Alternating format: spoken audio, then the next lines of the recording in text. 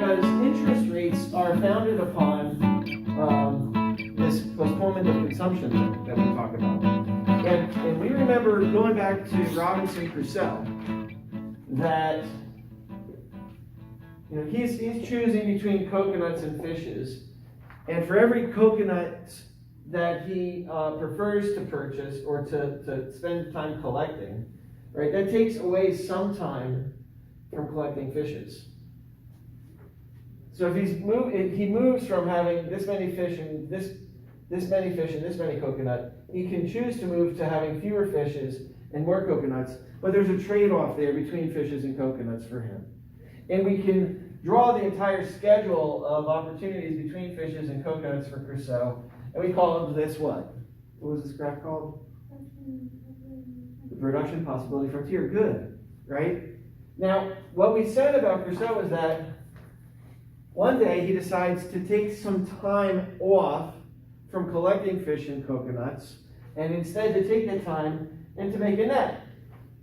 In the short run, though, he's giving up some consumption. Why? Because he knows that if he makes a net, in the long run, he'll achieve a higher level of consumption that will last for a long time. So the trade-off here is giving up something for now so that later you can have more. Give up something now so you can have... It's the roundabout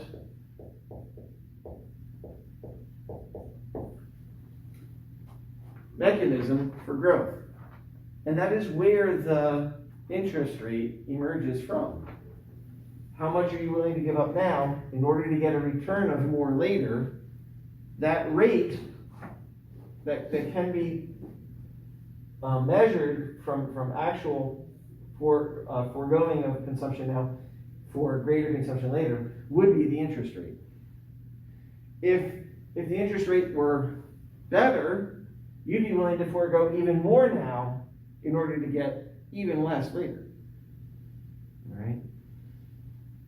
That trade-off is where the interest rate comes from. Now, we said that enough so this process comes about from creation of capital. Capital is what? Capital are tools that we use to augment the land and labor that we have available to us. So there are coconuts, there are fishes. Crusoe has some time and his own internal skills, his own human capital, that he uses to collect the coconuts and fish. But once he has that capital, the net, he's able to do more with the existing land and labor and have more consumption later on through that roundabout process. We also understand that once Crusoe discovers that Friday is also on the island, when there's somebody else on the island, then instead of merely dealing with his own individual comparative advantages and Friday's comparative advantages, together they're able to get not simply a sum of their comparative advantages, but a bowed out demonstration of their comparative advantages, such that through trade, together, they're both able to consume more than the sum of what they each would be able to consume in isolation. They do that how? Through specialization, through division of labor,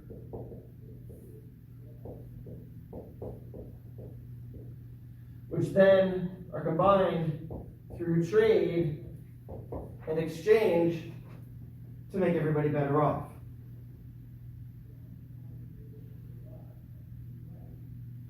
Now, what we're looking at in chapter 8 of our textbook is an attempt to understand economic growth over time. Adam Smith, who sort of made more concrete the concept of division of labor, was trying to understand how is it that some nations became wealthy. It's important to remember Adam Smith wrote his book in 1776, before most nations really did become wealthy. He was looking at the quality of life in Scotland and France and England and saying some of these countries have become much more wealthy than they had been in the past.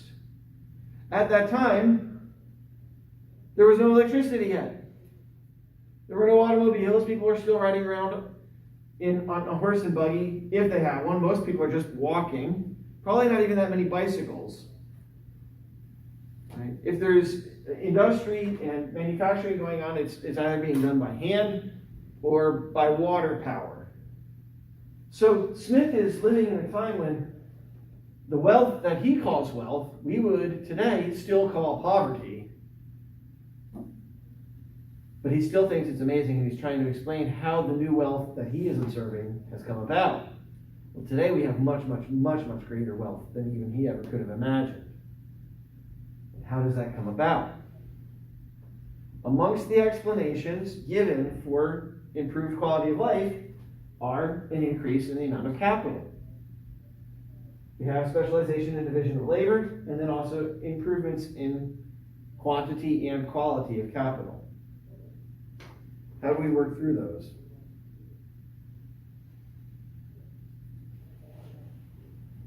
Let's remind ourselves first a little bit about what we mean by this different kind of wealth.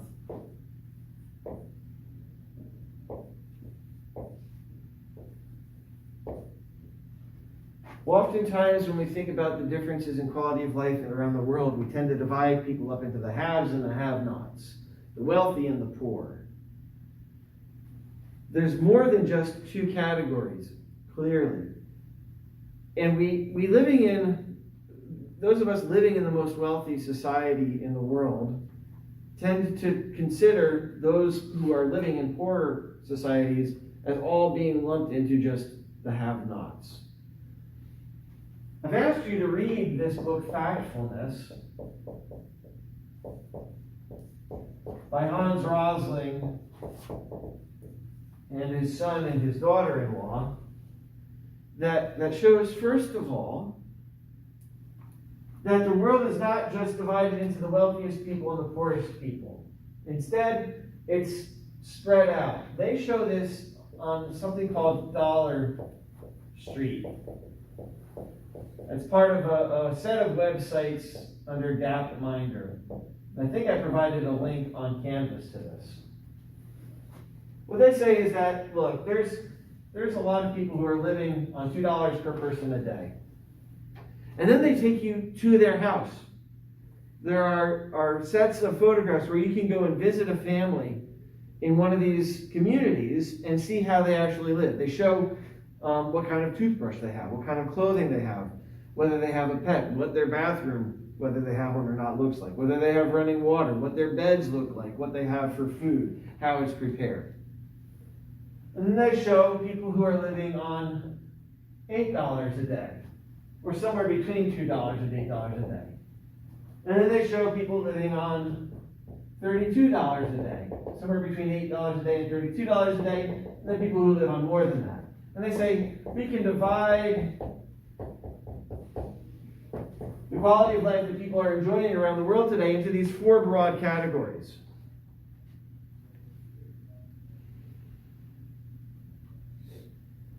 "50 years ago, about 2 billion more people were living in this level than today. They have mostly moved into these two categories.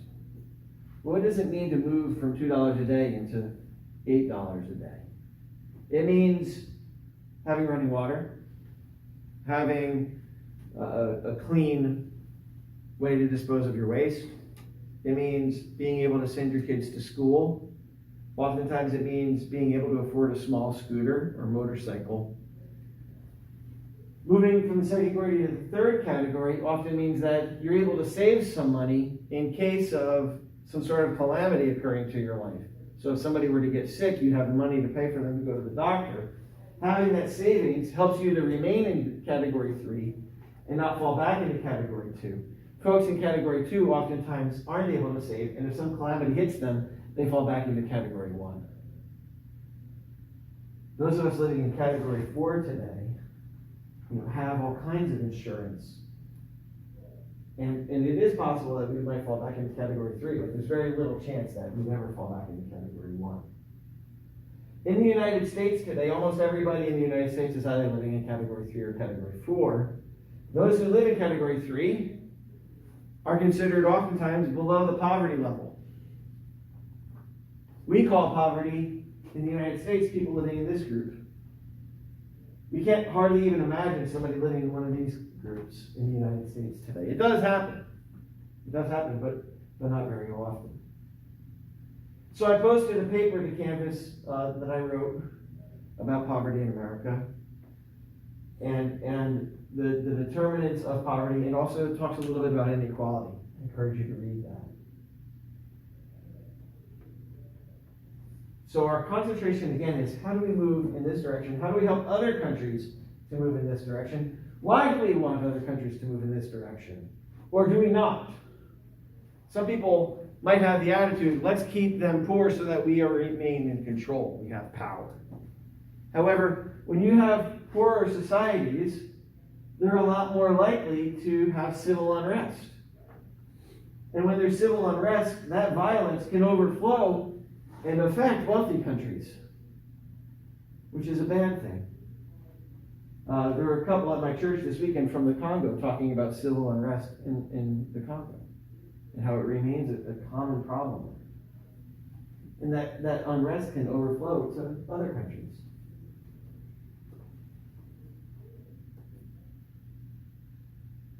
So how do we want to think about this?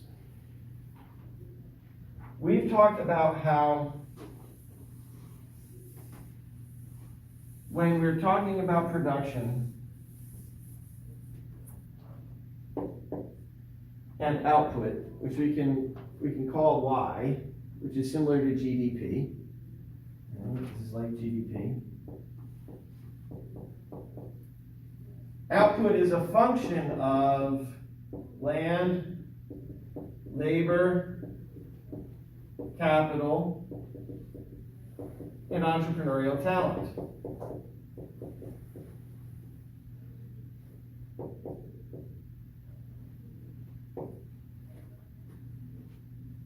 We also measure Y by adding up expenditures, C plus I plus G plus NX. This is the buying of things. This is the making of things. So we need these inputs into production in order to get production. The more of these elements we have, the more production we can get. There's more land, then there's more land that we can grow crops on, or more land that we can build factories on. Are we making more land? Is there more land than there was 5 years ago? No? Well, have you ever driven through a town where there was a new 2-story building where there used to only be a 1-story building? Sure. We are making more land. We're building up. Okay? We can get more land. It's very expensive to do that, though. What about labor? Is there more labor than there used to be? Sure. As population grows, there's more labor. Is there more capital? Do we have more tools and equipment than we used to have? Sure. We continue to buy capital. Is there more entrepreneurs than there used to be? Yeah. That's why you're here, some of you. You're studying entrepreneurship. Okay? So these are all inputs into the production process. Now, in order to understand the overall process, we're going to narrow our analysis down to just one element of it and analyze it, and then we can apply similar analysis to the other inputs into production if we wanted to. So what I'm going to do is I'm going to focus only on capital, and in the meantime I'm going to say I'm going to hold land and labor and entrepreneurial talent constant. I'm going to not let those vary, but I am going to let capital vary. And as capital varies, the quantity of capital that we have working with us, augmenting our labor, as capital changes, we're going to think about how does that affect our total level of productivity, our output. So then, since these are my two variables, capital and output, those are what I'm going to put on my graph. So I'm going to draw a graph with capital and output on the graph.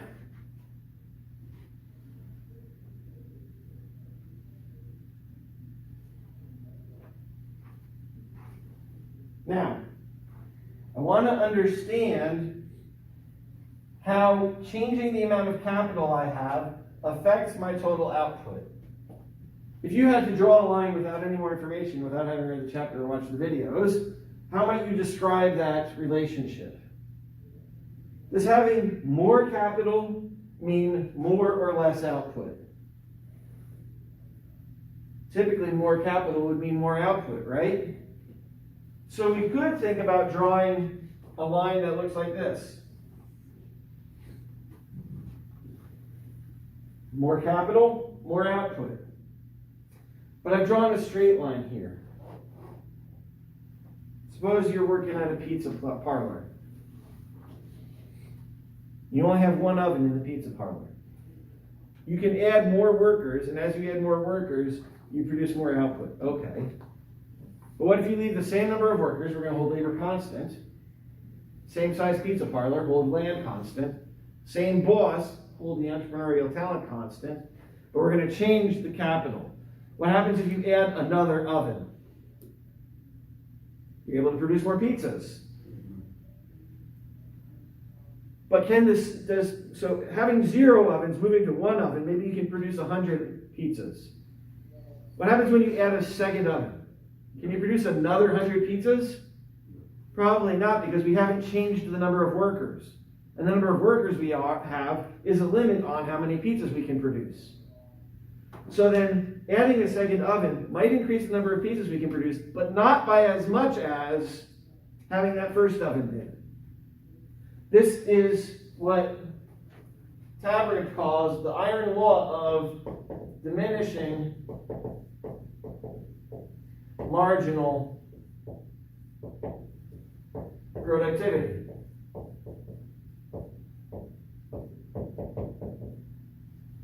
In this case, the diminishing marginal productivity of capital.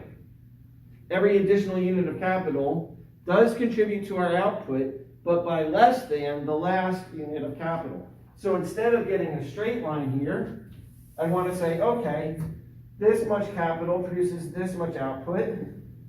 Adding that same amount of capital again is going to add less. So if this is the same amount of output, it's going to add less additional output than the last unit did. And then the next unit of capital is going to add less than that additional output. So that instead of a straight line, what we get is a swoosh.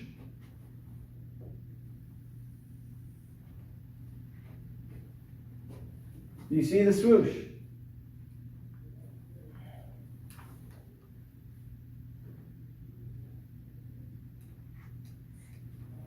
What algebraic function looks like that? In algebra, we can get a function that is a straight line. Actually, let me do it a little bit differently. We can get an algebraic function that looks like a straight line like this. This would be y equals x. Or we can get a function that looks like this. You guys remember that one? What function is this? Not this. This isn't the square root. This is y equals x squared. Oh. Right? The parabola is y equals x squared. How do you make it fatter? You can make it fatter by going y equals 1/2 x squared. I think that's how we go. Or 2x squared. I can't remember. Okay? Well, the graph that looks like this is y equals x to the 1/2. Or that's the same as saying y equals the square root of x. You get a swoosh kind of graph by using x to the power of something that is less than 1. If x is greater than 1, it goes like this. Right? Having it less than 1 gives a swoosh. Now, our textbook just uses x to the 1/2 power, just uses the square root of x. But we could use y equals x to the 1/3. or x to the 2/3, or x to the 5/7, or x to the 123, 257, okay? All of these are less than 1. Those fractions are less than 1, and all of them will give us a swoosh like this. If we actually do the empirical analysis of the economy, we find that output is some constant times the function, a function of capital and labor, and we find that capital is often raised to the 1/3 power and labor is raised to the 2/3 power. Which all of this is to say is that the payment of revenues from output, about 1/3 of that payment goes to capital, and about 2/3 of it goes to labor. This is an empirical result, not necessarily important to what we're doing here. This is called the Cobb-Douglas production function. And they've done statistical analysis and found that this is about the ratio that we observe in the market. All of that to say that the kind of graph that we're trying to draw here has this swooshy shape, and I'm going to draw it bigger so that we can do some more with it. And the swooshy shape indicates that there are decreasing marginal returns to capital. As we add more capital, our total level of output decreases. Where does the capital come from? Where does the capital that we use to make stuff come from? Well, we talked about that in terms of what Robinson Crusoe did. He had some of his output, but he had to forego some of the consumption of that output in the short run in order to spend some time making capital. How would we show that on this graph? Suppose that we started with 100 units of capital, and that is associated with, let's call it 10,000 dollars worth of output. How could we get more capital next year than what we have today? Well, we have to spend some of our output buying capital, which means that we can't consume everything that we made. We have to forego some consumption right now so that we can increase the amount of capital that we have in the future, which is basically what savings is. So suppose you put some money into the savings account. Where does that money go? It doesn't just sit there, does it? It gets borrowed by an investor who uses it to produce some capital to increase their output. You're not the one doing it. You're not Crusoe by yourself on an island doing it for yourself. Instead, you're using somebody else to make the capital for you, but they can't do it unless you do some saving first. How much of your income do you save? Now, right now, you're young and you're borrowing more than saving. But how much of total in the United States income gets put into savings? I'm not sure. That's an empirical question. It could be around 20 or 30%. If it were 30%, then what that means is that for every $10,000 that gets worth of goods that gets produced, 3,000 of it would go into savings. And then that savings would be used to buy more capital next year. What if we only had $5,000 worth of output? Well, then only $1,500 would go into savings. Notice, if I want to do a graph of how much gets saved, it's also going to be a swoopy shape. The same way that my output curve is swoopy shaped. It's going to have this same appearance. Okay? This would be sort of like, if this is y equals x squared, or more appropriately, if this is output is equal to, sorry, not x squared, but the square root of capital, then the amount that gets saved is equal to 0.3 times the square root of capital. it's a third point, it's 30% of what gets produced. And this number, 0.3, can change. The savings rate can change. It can be different. So then, if I save a certain amount of what I produced, then next year, I have more capital. If I have more capital next year, then I have more output next year, and then my savings next year is higher, so then next year I can buy more capital. And I can march up this productivity curve by buying more and more capital every year. By having some money go to savings every year, I'm able to buy more capital that increases my total output, that allows me to save more, so that I can produce more the year after, so that my output can increase. And every year my consumption is also going up. The difference between my savings rate and my output rate, right, is getting bigger, so that I'm able to consume more every year too. This is one way of talking about how economies grow. Okay. But there's a problem with this.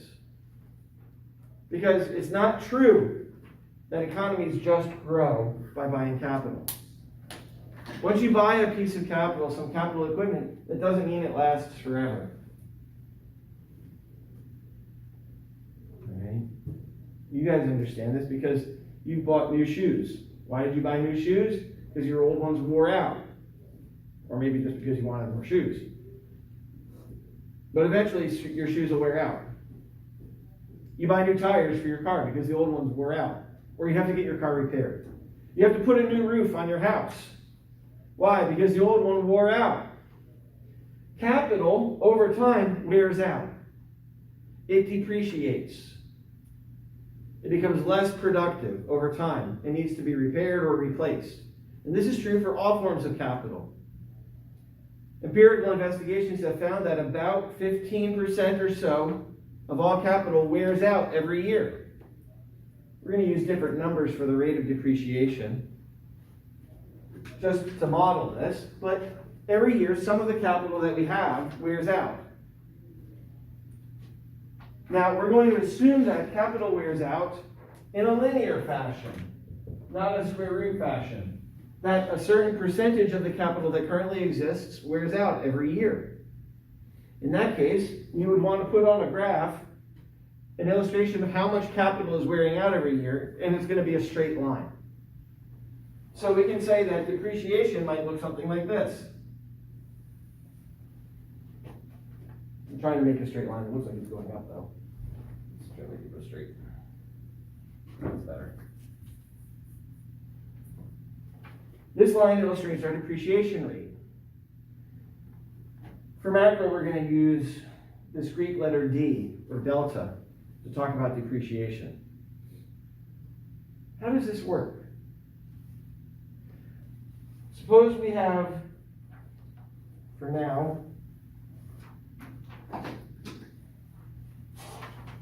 this much capital in our world, this much output, this much is how much we're putting into savings, and this is how much wears out. In that case, the amount that we're saving is more than the amount that's wearing out. The amount of new capital that we're going to buy is greater than the amount of capital that we are going to have wear out, so that next year, what will happen? We will have more capital. So next year we will have more capital. Now we have a new amount of capital. We have a new savings rate, or a new total amount of savings, a new total amount that gets depreciated. It looks like the amount of new capital that we're able to buy here was greater than here. So we're going to buy less new capital this year, but we are going to be able to buy more. And we move towards the point where the amount of capital that we can buy is equal to the amount of capital that wears out. So that we're just replacing the existing capital that wore out with new capital. What if instead we started out over here with a lot of capital? If we start out with a lot of capital, a really high level of output, in this case it turns out the amount of capital that wears out is greater than the amount of new capital that we buy. If capital is wearing out faster than we can replace it, then next year there will be less capital. We're using it up, in which case the amount of capital that we have next year will decrease. And this will repeat itself in the same way that it did this way until we get to a point where the amount of capital that we buy is just equal to the amount of capital that wears out. In other words, this is like an equilibrium point. Just like we had an equilibrium point in our supply and demand graph, this is a kind of equilibrium point in our economic growth graph. And markets will gravitate towards this point over time. This is called the steady state.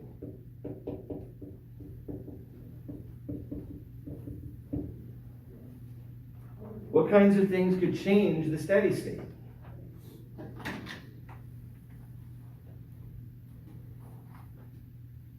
What kinds of things could change the steady state? Well, we could increase the savings rate. We could save more than we used to in the past. Than we used to save.